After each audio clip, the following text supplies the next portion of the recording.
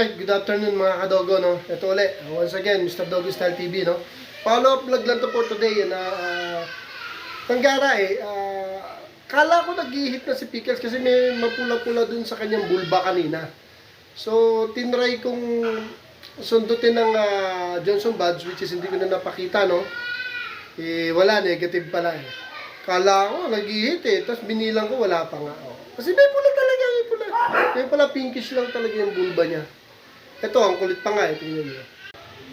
So, ayan, kala ko nga eh, talaga nag-hit na eh. Kala ko, hit ka na, Pickles, sige nga. Kala ko, hit ka na, kala ko. Magiging lolo na naman ako.